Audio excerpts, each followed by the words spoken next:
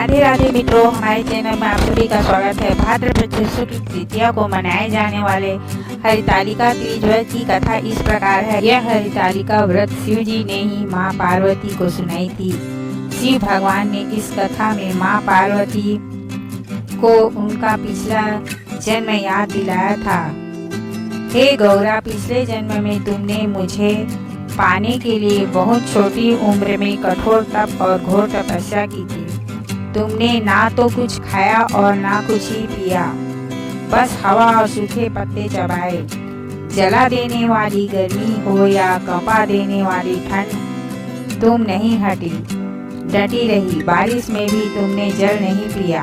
तुम्हें इस हालत में देखकर तुम्हारे पिता बहुत दुखी हुए और उनको दुखी देखकर नारद मुनि आए और कहा कि मैं भगवान विष्णु के भेजने पर यहाँ आया हूँ।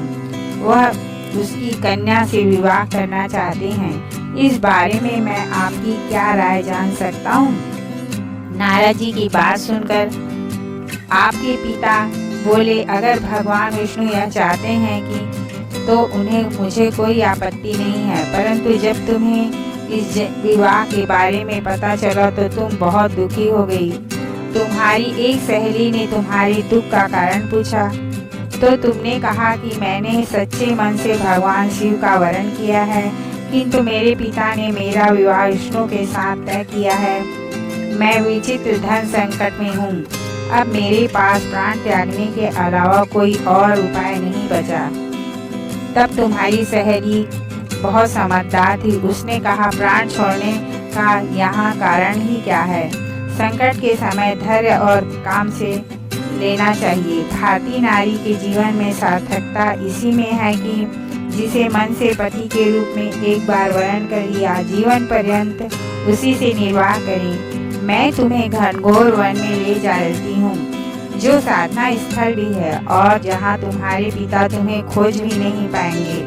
मुझे पूर्ण विश्वास है कि ईश्वर अवश्य ही तुम्हारी सहायता करेंगे। तुमने ऐसा ही किया और तुम्हारे पिता तुम्हें घर में न पाकर बड़े चिंतित और दुखी हुए।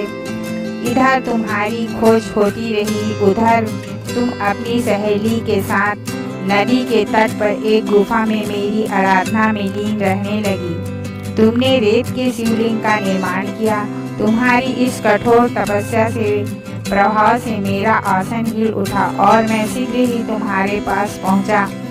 तुमसे वर मांगने को कहा। तब अपनी तपस्या की फलीभूत मुझे अपने समक्ष पाकर तुमने कहा, मैं आपको सच्चे मन से पति के रूप में वरण कर चुकी हूँ। यदि आप सचमुच मेरी तपस्या से प्रसन्न होकर यहाँ पधारे हैं तो मुझे अपनी अर्धांगिनी के रूप में स्वीकार कर लीजिए। तब तथास्तु कहकर मैं कैलाश पर्वत पर लौट आया।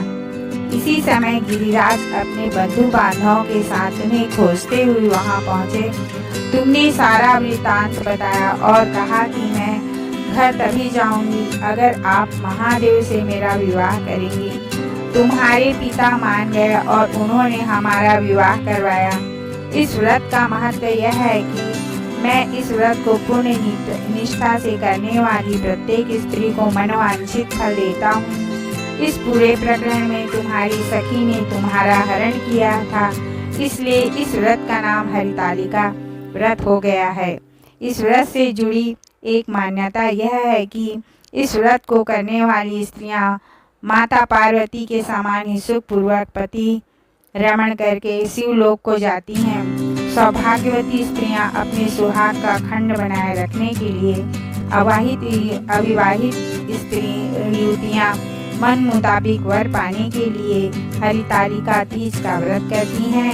इस दिन व्रत करने वाली स्त्रियां सूर्योदय से पूर्व ही उठ जाती हैं और नहा धोकर पूरा श्रृंगार करती हैं। पूजन के लिए केले के पत्ते से मंडप बनाकर गौरी शंकर की प्रतिमा स्थापित की जाती है। इसके साथ पार्वती जी को सुहाग का सारा सामान चढ़ाया जाता है। रात में भजन कीर्तन करते हुए जागरण कर 3 बार आरती की जाती है और शिव पार्वती विवाह की कथा सुनी जाती है। इस व्रत के व्रती को शयन का निषेध है, इसके लिए उन्हें रात्रि में भजन कीर्तन के साथ रात्रि जागरण करना पड़ता है। प्रातः काल स्नान करने के बाद श्रद्धा एवं भक्ति पूर्वक किसी सुपात्र सुहागिन महिला को श्रृंगार सामान, वस्त्र, खाद्य सामग्री, फल, मिष्ठान एवं शक्ति आभूषण दान करना चाहिए। रेत के शिवलिंग बनाए हैं तो उनका जलाशय में विसर्जन किया जाता है और खीरा खाकर व्रत को संपन्न किया जाता है।